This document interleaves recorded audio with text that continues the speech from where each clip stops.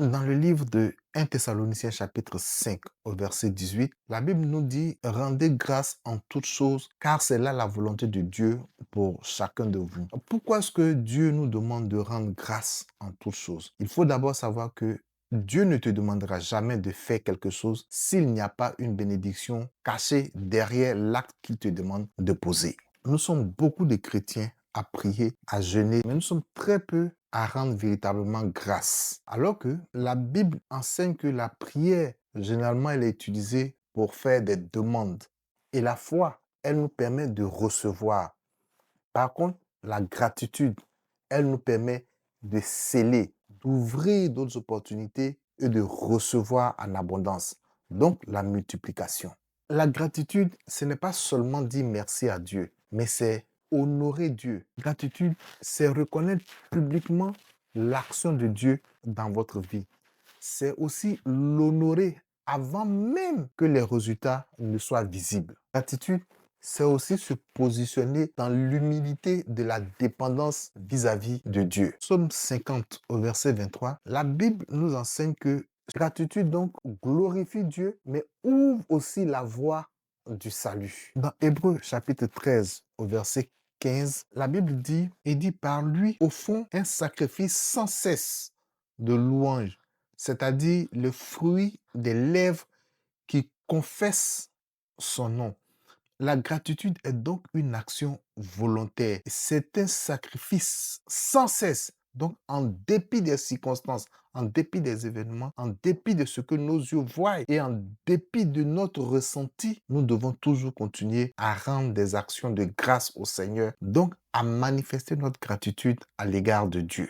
A contrario, l'ingratitude, par contre, elle est une porte ouverte vers une dégradation de notre vie spirituelle. L'ingratitude va donc obscurcir votre intelligence spirituelle. Pourquoi dans Romains chapitre 1 au verset 21, il dit, puisque ayant connu Dieu, ils ne l'ont point glorifié comme Dieu et ne lui ont point rendu grâce, mais ils se sont égarés dans leurs pensées et leur cœur sans intelligence a été plongé dans les ténèbres. L'ingratitude, donc, pour toute personne qui s'aventure dans cette attitude d'ingratitude, cela va donc conduire à une dégradation des relations spirituelles. Comment? De façon très simple, en 3 étapes. Premièrement, ce ne sera pas par la rébellion, mais ce sera par l'oubli. Quel oubli? Va vous conduire vers un aveuglement spirituel, va vous conduire dans une situation où vous pensez que vous êtes capable d'arriver à des situations, à certains résultats parce que vous êtes suffisamment intelligent, comme le montre bien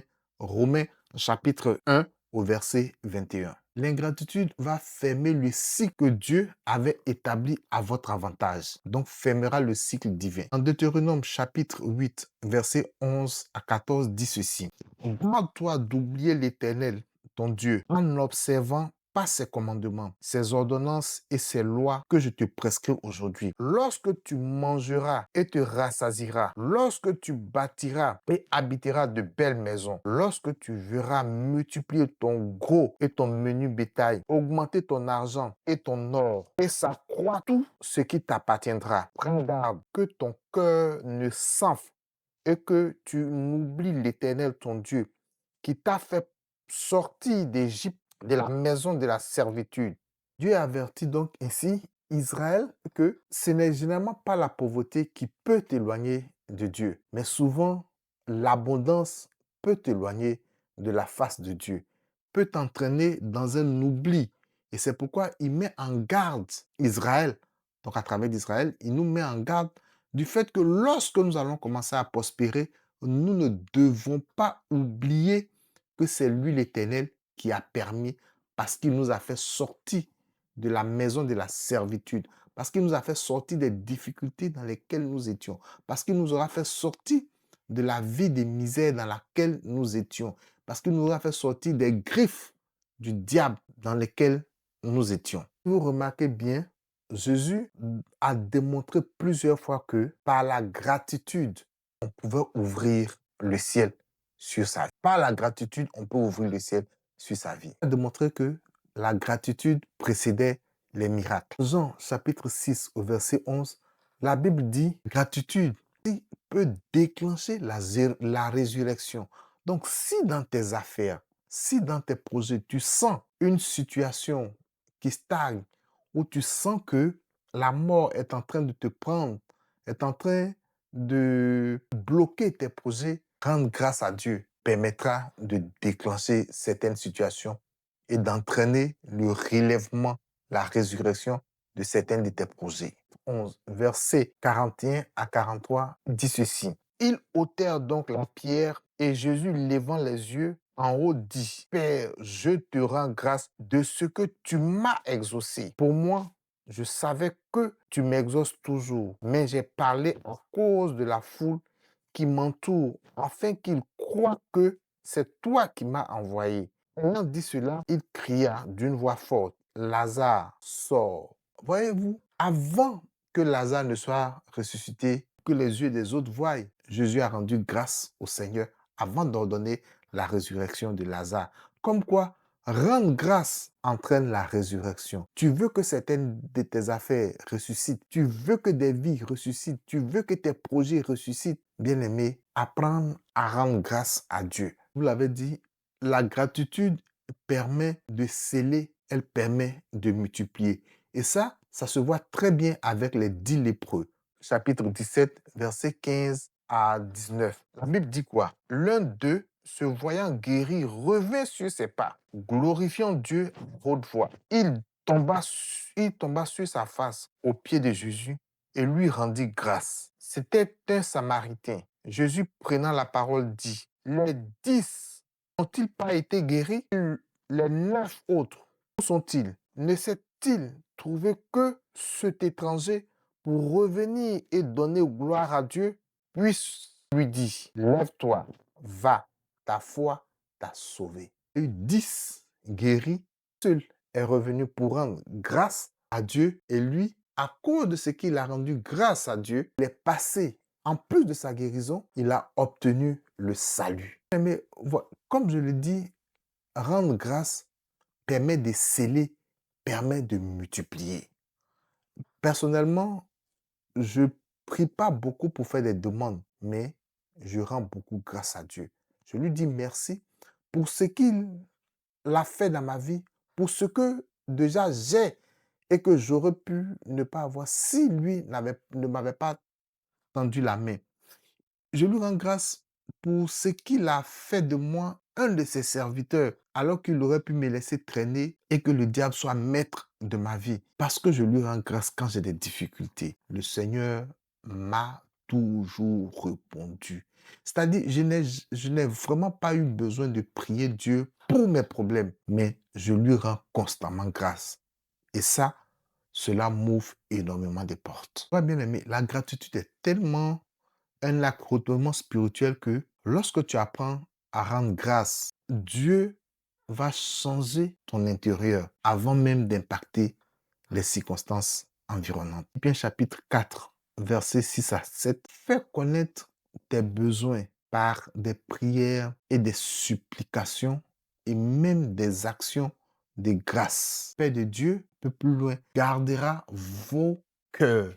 Donc, Dieu va changer ton intérieur parce que tu lui rends grâce, parce que tu ne manifestes pas une ingratitude à son égard et que tu lui témoignes ta reconnaissance. Et pour cela, ton intérieur sera changé. Tu vois, la gratitude ne nie pas l'existence des problèmes. Oui, les problèmes sont là, mais elle va te permettre d'avoir une certaine sérénité, d'avoir une certaine paix intérieure, d'avoir une certaine confiance que ces problèmes-là vont trouver leur solution. La gratitude va libérer une joie. Elle va te permettre d'être en joie.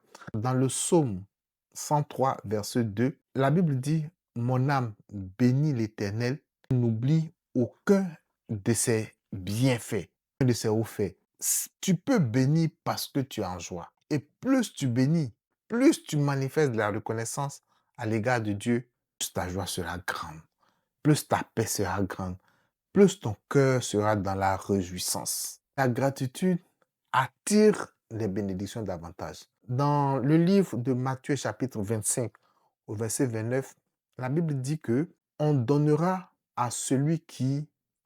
davantage à celui qui a. Donc, celui qui manifeste, celui qui témoigne de ce qu'il a, de celui qui manifeste la reconnaissance pour ce qu'il a, on va lui ajouter davantage. On va accroître le peu qu'il avait, mais pour lequel il reconnaît que il a ça par la grâce de Dieu.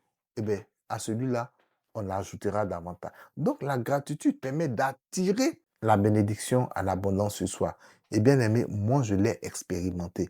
Et généralement, c'est ce que je pratique le plus. Frères et sœurs, la gratitude est comme une sémence. Quand tu témoignes de la gratitude pour ce que tu as, c'est comme mettre en terre afin de préparer les saisons à venir. Tu veux donc plus de bénédictions dans ta vie? Il faut donc changer ta manière de voir. Prends à redéfinir le type de relation que tu as avec Dieu. Il ne faut pas que ce soit juste des relations intéressées, mais sois reconnaissant lorsque tu reçois peu de choses, lorsque des choses bonnes te parviennent dans ta vie. Témoigne ta reconnaissance à l'égard de Dieu. Et même mieux, témoigne-lui ta reconnaissance lorsque tes yeux n'ont pas encore vu. Et tu verras que ce sont les sémences que tu auras mis en terre et qui vont attirer vers toi d'autres bénédictions. Que la gratitude protège ce que Dieu t'a donné et accélère ce que Dieu t'a promis. Colossiens chapitre 3, verset 15, la Bible dit « Soyez reconnaissants ». Ce n'est donc pas une recommandation, mais c'est un ordre que Dieu nous donne. Et sache que Dieu ne te demande jamais de faire quelque chose s'il n'a pas prévu une bénédiction qui est rattachée à ce acte-là. Que Dieu te bénisse et à très bientôt.